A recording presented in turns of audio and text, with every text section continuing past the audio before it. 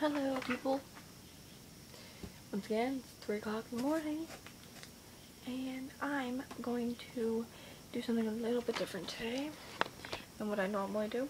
Instead of singing you some song that I found on the internet or ranting about my life, I'm going to read you a part of one of my books. I think it's only the first 3 chapters that I've gotten so far. But when I finish the rest of it, I'll post it then in parts, and you can read it and you can listen to it chapter by chapter. And if you know me, then I'm going to be giving some of my friends things so they can read it and tell me what they think.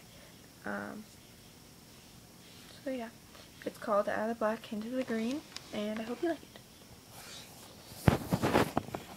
This part is just the epilogue that I'm going to read to you now, or epilogue. I don't really know how to pronounce that, but however you pronounce it. Oopsies.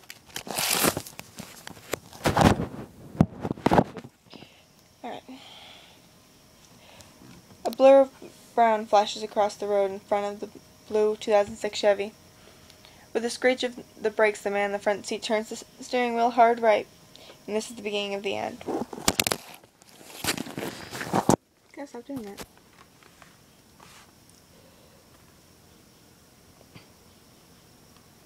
The screech of clashing metal fills the air of the car. We were falling, flying. The water poured in, but no one moved. It filled the car, surrounding us. I watched the air bubbles surface from my family's mouth, but yet I did nothing. Todd screamed, but from his 3-year-old lips the sound was stolen by the frigid water.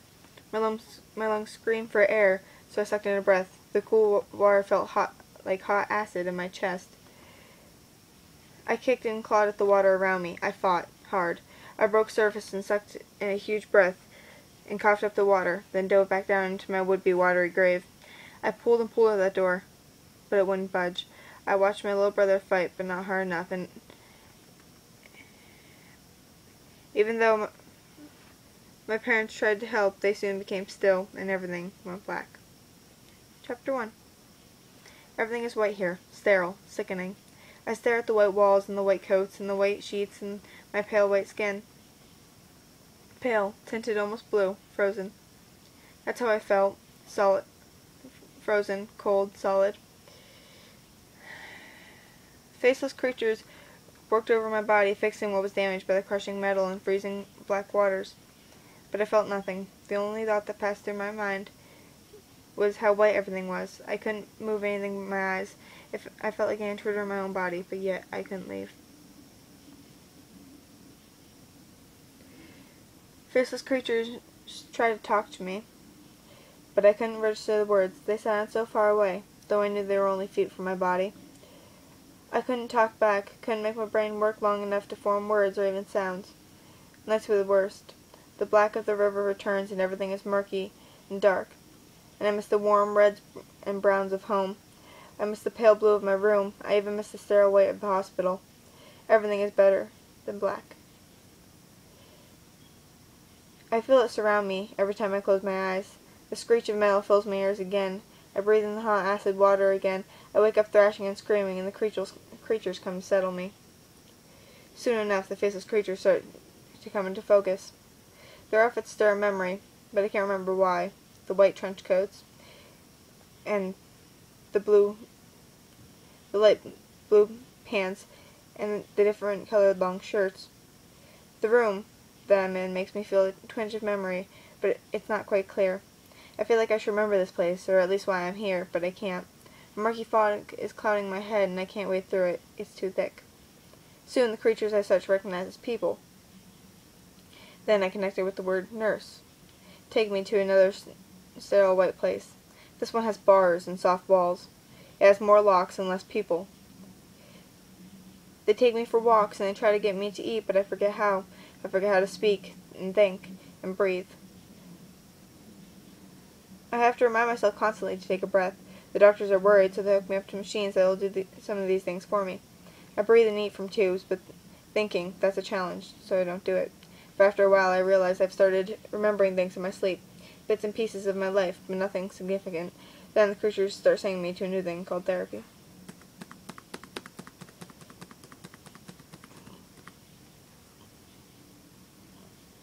Chapter 2. I walk into a gray room with nothing but a table and 2 low chairs on either side of it. I sit in the chair closest to the door that I've walked through, and wait. I don't know what I'm waiting for, but I know I must wait. "Hello, Kimberly," says a perky, dark-haired, heavy-set woman. She had walked through the door that I hadn't seen. It blends in with the mirror that took up the entire wall in front of where I sat. "So that's my name, Kimberly. I'd forgotten I had one." "Kim," I corrected in my thoughts, remembering I corrected people a lot in calling me by my full name. I remember one woman who always called me Kimberly, and I didn't mind, but I don't remember who she was. "Aren't you going to say hello?" says the woman. I shake my head no. Seems like the right gesture, but I'm not sure. "Well, then I'll do all the talking. I'm Dr. Sin, and I'm here to help you get over the death of your family." Death. Family. These words mean something, but I can't remember why. Then a small face flashed across my mind. Pale curls and blue eyes that match my own, only smaller. A word flashed across my head. Todd. Then everything goes black again. Chapter 4. I woke up to a too bright light shining in my eyes, and when I moved the paper that covered the bed crinkled. After I'd fainted, Dr. Doolittle must have freaked, because I woke up back in the hospital room with ice on my head and an IV in my arm. Dr. Sin sits in the puffy chair next to me, dozing. I must have been out for a while, because outside the bright morning had turned to dark night.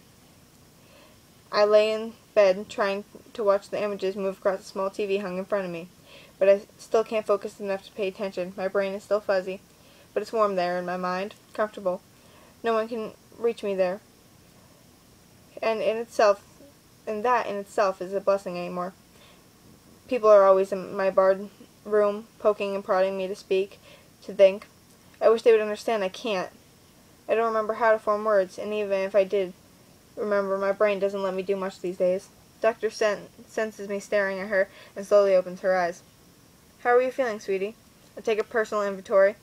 I move my limbs and digits. Nothing is broken. I move my head side to side, and I'm instantly dizzy and nauseous. "Don't try to move your head. When you fainted, you hit your head and got a mild concussion. But the doctors say you'll be fine. They just want to keep you here overnight. And we can go whenever you feel like it." I slowly start to get up, and she jumps to help me. We make our way to the elevator, where I almost fall, but a man passing by caught me. After we got to the van that the hospital that I was staying at used to the hospital with the padded rooms I was staying at used to transport patients here. It had NC State Penitentiary painted on its side. Penitentiary. Nut house. They think I'm crazy. It all made sense now. The barred windows, the padded walls, the guards. They thought I was crazy. Was I? And that is as far as I got. Hope you like it, and wait for the other chapters. I'll start labeling them chapter as I write them, and from here on out you can just look for chapter 5 and then chapter 6, chapter 7, blah blah blah blah blah blah blah. Okay? Alright. Well, bye. Like my other ones.